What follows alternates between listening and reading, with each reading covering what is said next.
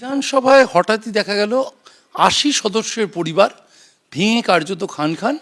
অন্য একটি ব্লক বিদ্রোহী যারা, তারা জানিয়ে দিলেন যে তারাই আসল তৃণমূল কংগ্রেস, এবং সেখানে মানা হলো না মমতা বন্দ্যোপাধ্যায়, অভিষেক বন্দ্যোপাধ্যায়ের নির্দেশ। বিধানসভার আগুন কি এবার লোকসভা, রাজ্যসভাতেও?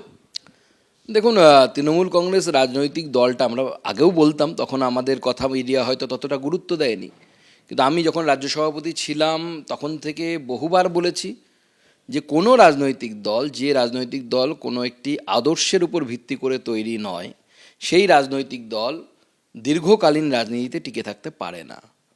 তো তৃণমূল কংগ্রেস এমন একটি দল যে দলটি স্লোগান নির্ভর এবং একজন ব্যক্তি নির্ভর, মমতা বন্দ্যোপাধ্যায় তার নাম।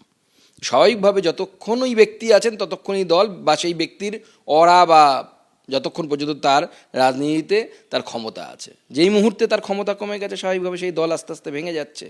এবং এটাই ভবিতব্য তৃণমূল কংগ্রেসের রাজনৈতিক ইতিহাসে, এটাই লেখা থাকবে যে তৃণমূল কংগ্রেস এইভাবে ভেঙে গেছিল। এবং মনে রাখবেন, এই পৃথিবীতে আপনি যা করবেন তা আপনাকে ফেরত পেতে হবে। আমরা তৃণমূল আমলেই দেখেছি বিধায়কদেরকে নিয়ে গিয়ে বিধানসভার মধ্যে জয়েনিং করানো, মানে এটা পৃথিবীর ইতিহাসে কোথাও ঘটেছে কি না জানা নেই, ভারতবর্ষের ইতিহাসে তো আমি কোনো শুনিনি বা দেখিনি যে বিধানসভার মধ্যে সেটা হচ্ছে, দলবদল বিধায়কের।